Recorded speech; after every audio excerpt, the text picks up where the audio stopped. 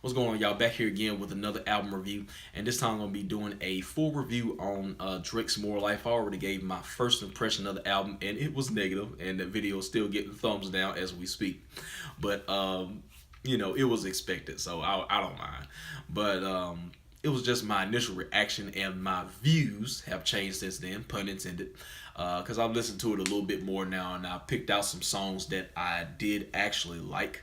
Um, but just before I get into the review, just my perspective, my initial perspective.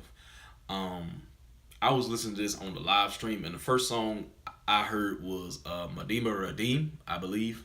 That's how you pronounce it. And it's, of course, a dance hall track. And I don't know about y'all, but I'm just getting a little bit tired of dance hall Drake.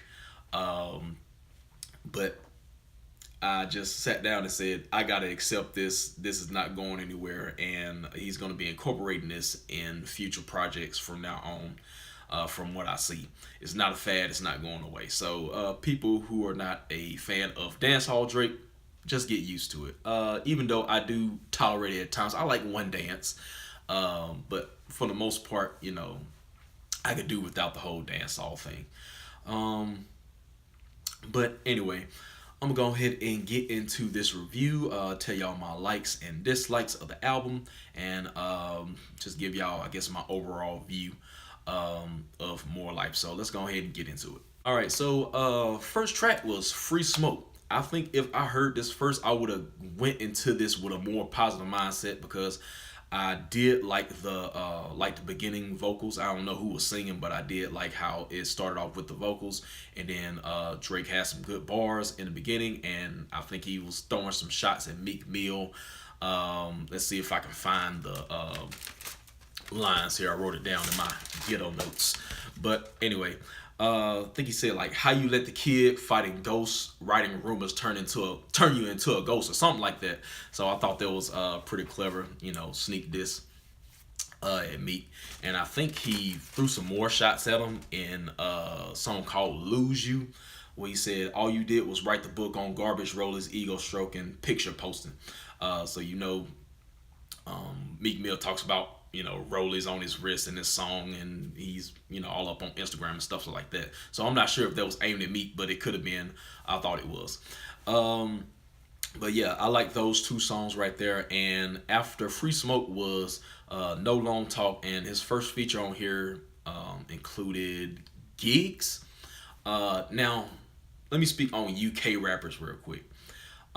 It's a sound I'm gonna have to get used to. It's the accent. I don't like the accent as far as UK rap is concerned. So that's why I can't get into like Gigs and Skepta, even though I can tolerate them on this album. But No Long Talk was a good song I like too.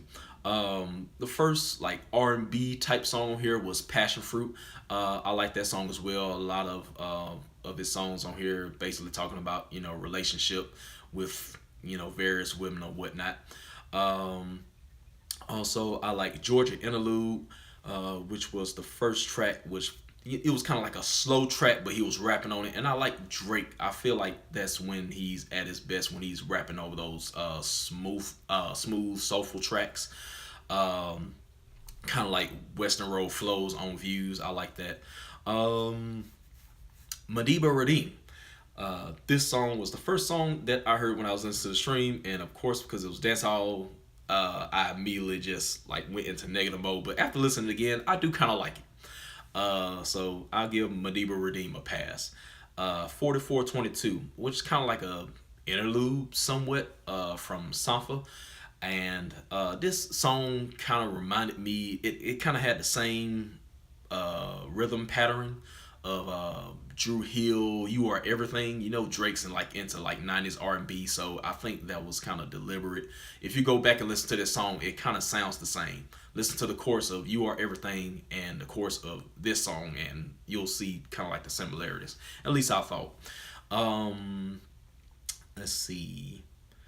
Gala Kester or Jala Chester. I'm not sure how you pronounce that. I kind of like that, and that's kind of where the flow switched up as far as the type of beats he was using.